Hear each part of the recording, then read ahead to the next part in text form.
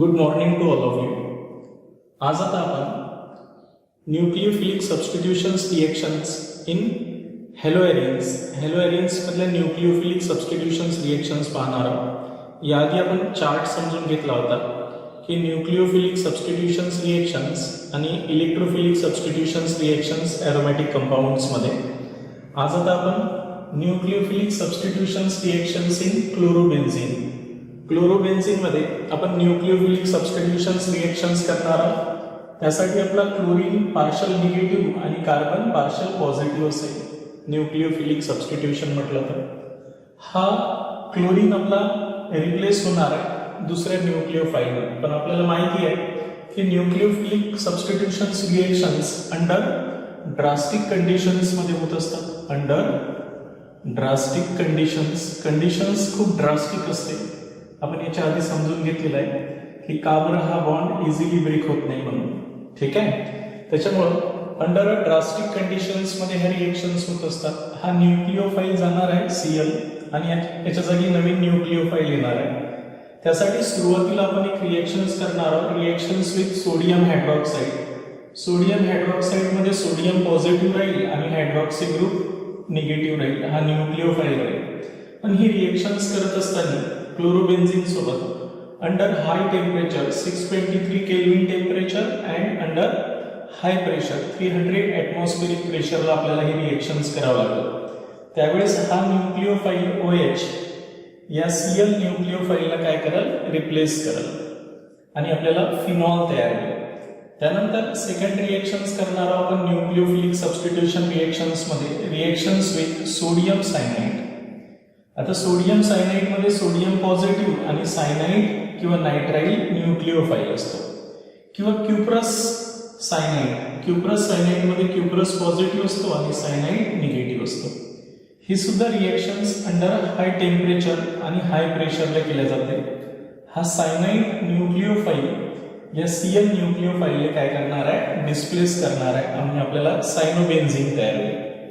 Finally ही reactions ammonia सोबत करणार आहोत इन क्युप्रस ऑक्साईड मध्ये. ती सुद्धा आपण 473 केल्विन टेम्परेचर मध्ये अंडर हाय प्रेशर मध्ये ही रिएक्शन्स करणार आहोत. या अमोनियाला आपण असं लिहू म्हणजे न्यूक्लियोफाईल इझिली समजून जाईल. हा NH2 न्यूक्लियोफाईल असेल. हा न्यूक्लियोफाईल या Cl न्यूक्लियोफाईलला रिप्लेस करेल आणि ॲनिलीन तयार होईल. म्हणजे यांच्या जागी NH2 ग्रुप येईल. बस आपल्याला ब्रेकिंग ऑफ इथे सर्व याच्यातनी आपल्याला ब्रेकिंग ऑफ CX बॉन्ड करायचा आहे न्यूक्लियोफाईल मध्ये. बरोबर आहे की हेलोएरियन्स मध्ये.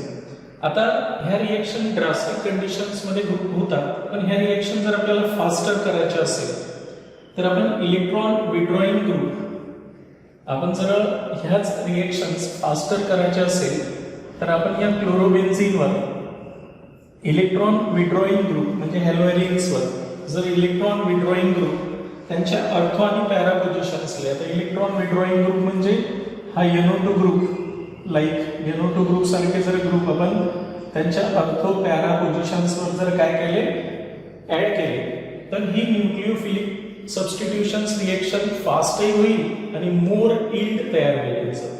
जसं पॅरा नायट्रोक्लोरोबेन्झीन हेच क्लोरोबेन्झीनची रिएक्शन्स आपण NaOH सोबत केली तर कंडिशन्स आपल्याला 623 केल्विन टेम्परेचर लागते. आणि हीच रिएक्शन्स पॅरा नायट्रोक्लोरोबेन्झीनची केली तर टेम्परेचरही कमी होते आणि प्रेशर तर आपल्याला द्यावंच लागत नाही. त्यानंतर अर्थो पॅरा नायट्रो जर घेतलं असं अर्थो आणि पॅरा नायट्रो क्लोरोबेन्झीन घेतलं तर तिथे त्याच्यापेक्षा कमी टेम्परेचर लागते म्हणजे लेस ड्रास्टिक कंडिशन्स लागते आणि रिएक्शनचा रेट फास्ट होत असते. हा तर झालं चार्ट. आता आपण one by one clear he reaction समजून घेऊ. Reactions with NaOH. सुरुवातीला आपण पहिली जी न्यूक्लियोफिलिक सबस्टिट्यूशन्स रिएक्शन्स करणार आहोत ती आहे आता रिएक्शन्स विथ सोडियम हायड्रॉक्साईड. बघा लक्षात ठेवायचं आहे NaOH सोबत आपण रिएक्शन्स करू यांची. तिथे OH न्यूक्लियोफाईल राहील आणि Na पॉझिटिव्ह इलेक्ट्रोफाईल राहील. तर आपण क्लोरोबेन्झीनच्या रिएक्शन्स करणार आहोत. तर सुरुवातीला मी क्लोरोबेन्झीन घेतो. बघा लक्षात ठेवायचं आहे न्यूक्लियोफिलिक सबस्टिट्यूशन्स रिएक्शन्स मध्ये हा क्लोरोबेन्झीन घेतलाय आणि यांची रिएक्शन जर आपण कोणासोबत केली, सोडियम हायड्रॉक्साईड सोबत केली. बघा लक्षात ठेवायचं आहे. तर मी तुम्हाला सांगितलंय की अंडर ड्रास्टिक कंडिशन्स मध्ये ही रिएक्शन्स होत असतात. म्हणजे आपल्याला 623 केल्विन टेम्परेचर लागते ॲट 300 ॲटमॉस्फेरिक प्रेशर. एवढं आपल्याला प्रेशर अप्लाय करावं लागेल यांच्यामध्ये, बरोबर आहे. आणि फॉलोड बाय ॲसिड हायड्रॉलिसिस, म्हणजे फॉलोड बाय ॲसिड्समध्ये कंडिशन्स करावं लागेल, तेव्हाच ही रिएक्शन्स होईल. आणि इथे हा जो न्यूक्लिओफाईल आहे OH, तर हा या Cl न्यूक्लिओफाईलला काय करेल, रिप्लेस करेल अंडर अ ड्रास्टिक कंडिशन्समध्ये. आणि वी गेट फिनॉल. काय म्हणतो आपण याला, फिनॉल. बेन्झिनवर OH जेव्हा लागतो त्याला आपण काय म्हणतो, फिनॉल. प्लस हा वाला न्यूक्लिओफाईल या NaCl सोबत निघून जाईल अशा प्रकारे. ठीक आहे.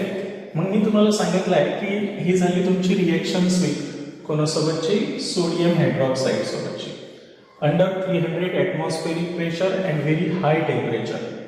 पण मी तुम्हाला सांगितलं आहे की इथे जर आपण इथं विड्रॉईंग ग्रुप लावले अर्थो आणि पॅरा पोझिशन्सला, या क्लोरोबेन्झिनच्या अर्थो आणि पॅरा पोझिशन्सला जर इलेक्ट्रॉन विड्रॉईंग ग्रुप लावले तर या रिएक्शनचा रेट फास्टर होत असतो. म्हणजे ही रिएक्शन फास्ट होते आणि एवढी ड्रास्टिक कंडिशन्स द्यायची गरज नाही पडत. त्यामुळं हेच मी क्लोरोबेन्झिनमध्ये 4 नायट्रोक्लोरोबेन्झिन किंवा पॅरा नायट्रोक्लोरोबेन्झिन घेतला. म्हणजे पॅरा पोझिशन्सवर एक इलेक्ट्रॉन विड्रॉईंग ग्रुप जर आपण ॲड केला आहे की नाही, तर यांच्या पॅरा पोझिशन्सवर यालाच आपण 4 नायट्रोक्लोरोबेन्झिन हा जर आपण घेतला आणि यांची रिएक्शन्स आता कोणासोबत केली, NaOH सोडियम हायड्रॉक्साईड सोबत केली, तर आता ही कंडिशन चेंज होते. ही रिएक्शन्स फास्टर होते ॲज कम्पेअर टू पहिल्या रिएक्शन्सपेक्षा. बघा लक्षात ठेवायचं आहे. या रिएक्शनचं टेम्परेचरही बदलते आणि आपल्याला प्रेशरही खूप कमी लावावं लागते. म्हणजे 50% NaOH घेतला आणि 443 केल्विन टेम्परेचर द्यायला लागते. ॲट 443 केल्विन टेम्परेचरला ही रिएक्शन्स होईल in dilute HCl followed by, आहे की नाही. तर काय होणार आहे, आता हा न्यूक्लिओफाईल इझिली इथे चालला जाईल आणि हा क्लोरीन रिप्लेस होईल. त्याच्यामुळे आपल्याला भेटणार आहे 4 नायट्रोफिनॉल. हा जो फिनॉल आहे तर हा NO2 group as it is राहील. बघा हा रिएक्शन फास्ट करायचं काम करते आणि आपल्याला काय भेटणार आहे, असा 4 नायट्रोफिनॉल भेटेल. आणि या रिएक्शनचा रेट वरच्या रिएक्शन्सपेक्षा जास्त राहणार आहे. म्हणजे ते फास्टर रिएक्शन्स करेल, यील्ड सुद्धा जास्त भेटेल, प्रॉडक्ट सुद्धा आपल्याला त्यांच्यामधलं जास्त प्रमाणात भेटत. ह्याच्याही नंतर आपण जर यांच्यामध्ये 2 आणि 4 पोझिशन्सला नायट्रो ग्रुप लावला, म्हणजे अर्थो आणि पॅरा पोझिशन्सला 2 नायट्रो ग्रुप लावले, म्हणजे इलेक्ट्रॉन विड्रॉईंग ग्रुप. हा इलेक्ट्रॉन विड्रॉईंग ग्रुप आपण अर्थो पोझिशन्सला आणि पॅरा पोझिशन्सला लावला तर ही रिएक्शन्स त्यांच्याही पेक्षा फास्ट होईल, हा बॉन्ड त्याच्याही पेक्षा वीक होईल. आणि रिएक्शन्स NaOH सोबत जेव्हा आपण करू तर आता ही याही पेक्षा 368 केल्विन टेम्परेचरलाच होईल, बरोबर आहे, फॉलोड बाय ॲसिड कंडिशन्समध्ये. तर नॅचरली हा OH न्यूक्लिओफाईल इथे येईल आणि Cl निघून जाईल. याला आपण काय म्हणतो, 2,4. हे 2 आणि 4 पोझिशन्सला नायट्रो आहे, 2,4 नायट्रो क्लोरो बेन्झिन म्हणतो, है ना. हा NO2 ग्रुप इथे येऊन जाईल आणि आपल्याला काय तयार होईल, अशा प्रकारे हा OH येऊन जाईल इथे नवीन न्यूक्लिओफाईल.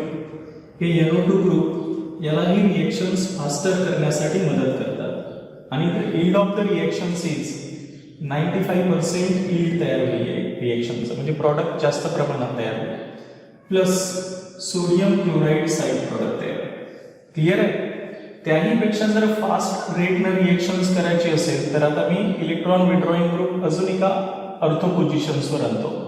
म्हणजे 2,4,6 ट्रायनायट्रो क्लोरोबेन्झिन हा एक 2 पोझिशन्सवर, हा एक 4 पोझिशन्सवर आणि हा एक 6 पोझिशन्सवर.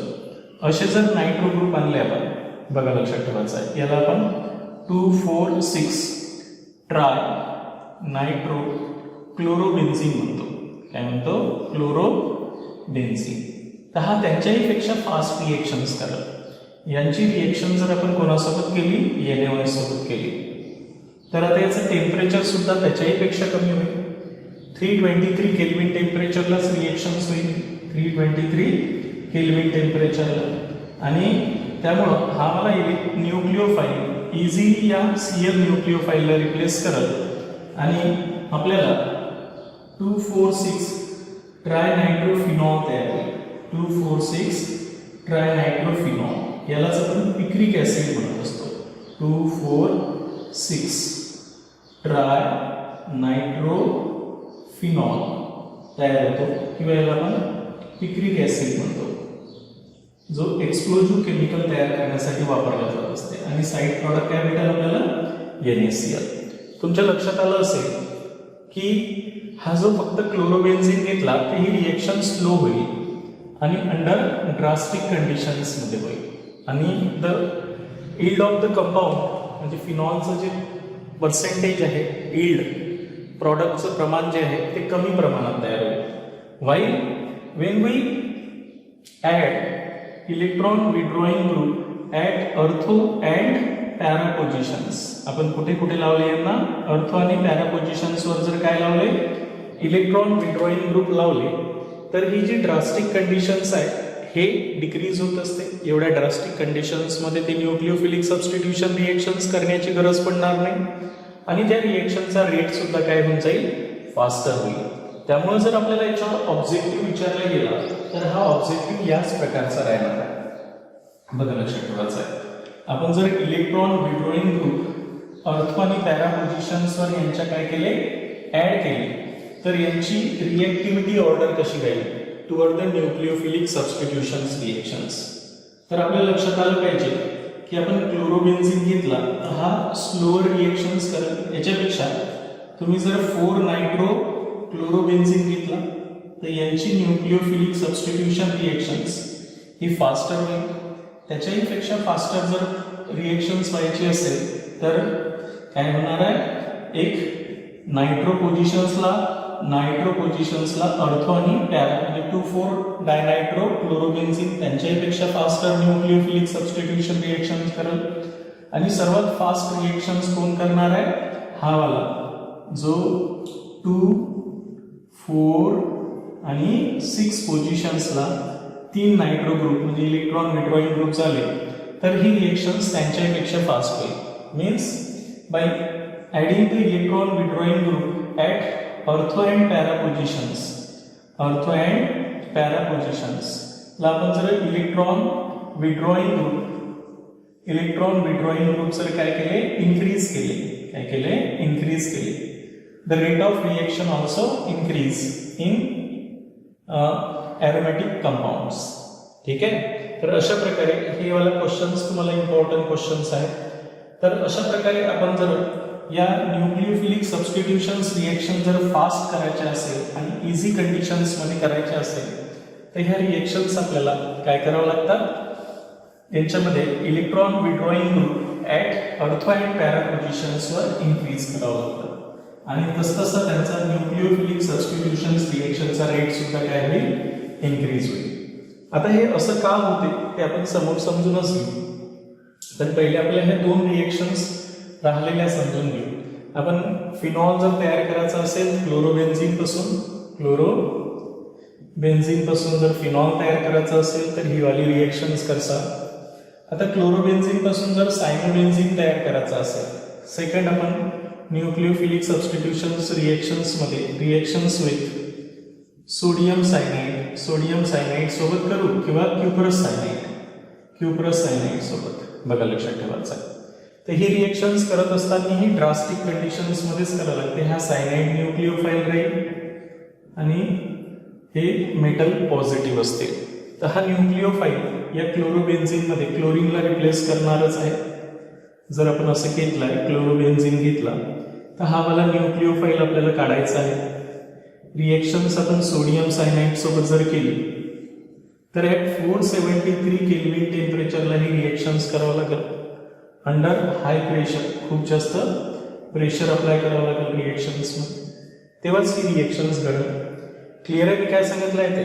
आणि आपल्याला काय भेटणार आहे? असा सायनोबेन्झीन भेटेल. काय भेटेल? सायनोबेन्झीन किंवा बेन्झीन नायट्राइड प्लस NaCl हा तयार होईल. म्हणून तुम्हाला जर क्लोरोबेन्झीन पासून, बघा लक्षात ठेवायचं आहे, क्लोरोबेन्झीन पासून सायनोबेन्झीन तयार करा म्हटलं, सायनोबेन्झीन, तर तुम्ही या प्रकारे करू शकता किंवा बेन्झीन नायट्राईल म्हणतो आपण याला.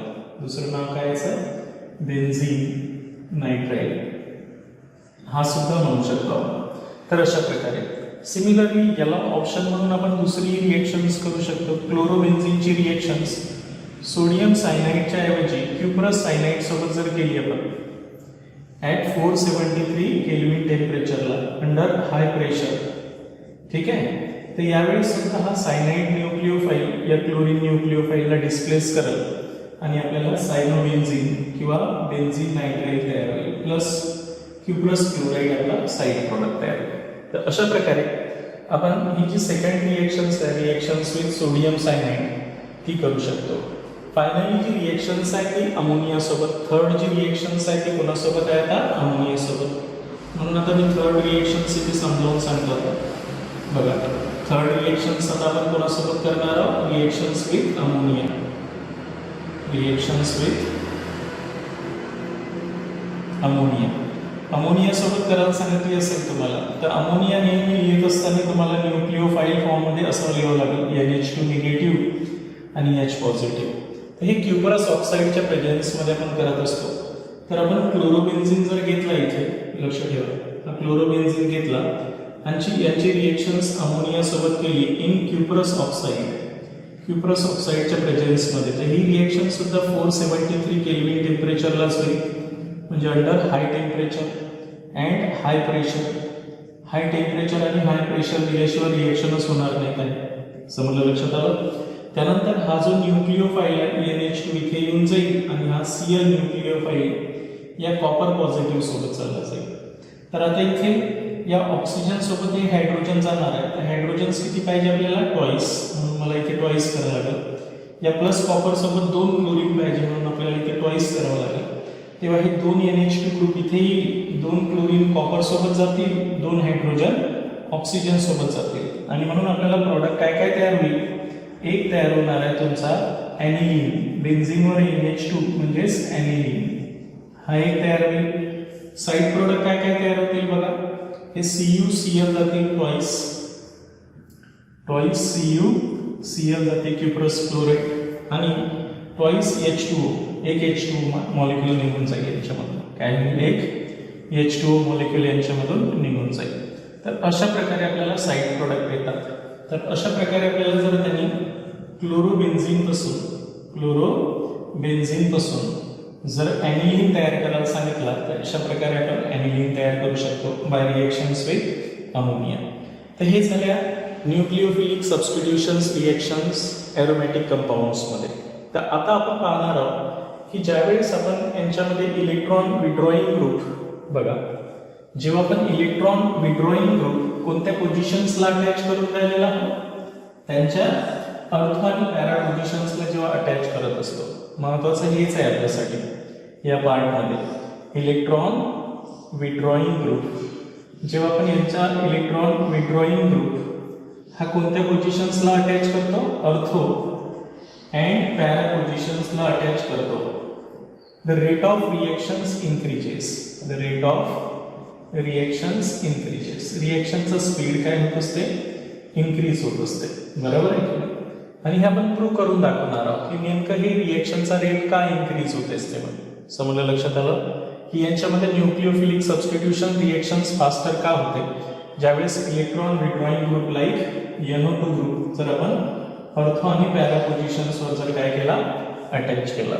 तर जसं मी ऑलरेडी रिएक्शन्समध्ये तुम्हाला समजावून सांगितलं आहे की हे जे तुमचा 2,4,6 ट्रायनायट्रो क्लोरोबेन्झीन असतो, हा 2,4,6 ट्रायनायट्रो क्लोरोबेन्झीन म्हणजे 2 अर्थो पोझिशन्स आणि 1 पॅरा पोझिशन्सवर जर इलेक्ट्रॉन विड्रॉईंग ग्रुप आला, तर हे सर्वात फास्ट न्यूक्लिओफिलिक सबस्टिट्यूशन रिएक्शन्स करेल. त्याच्यानंतर नेक्स्ट मी 2 इलेक्ट्रॉन विड्रॉईंग ग्रुप केले, एक अर्थोवर आणि एक पॅरा, हा त्याच्यापेक्षा थोडा स्लो न्यूक्लिओफिलिक सबस्टिट्यूशन रिएक्शन्स करेल. आणि मी जर इथे नायट्रो पोझिशन्सला पॅरा पोझिशन्सला नायट्रो ग्रुप आणला एक, तर ते त्याच्यापेक्षा स्लो होईल. आणि सर्वात slow nucleophilic substitutions reactions normally क्लोरोबेन्झीनमध्ये घडत असते. तर हे rate of nucleophilic substitutions reactions का इन्क्रीज होत असते? Wien the nitro group is at ortho and para पोझिशन्सवर. तर ते आता आपण त्यांच्या रेझोनेटिंग स्ट्रक्चरवरून काय करणार आहोत, एक्सप्लेन करणार आहोत. ते आपण आता नेक्स्ट लेक्चरमध्ये यांच्या रेझोनेटिंग स्ट्रक्चरवर ह्या रिएक्शन्स इलेक्ट्रॉन विड्रॉइंग ग्रुप जेव्हा आपण अर्थो आणि पॅरा पोझिशन्सवर लावू तेव्हा ती रिएक्शन का फास्ट होते ते समजून घेऊ. ओके.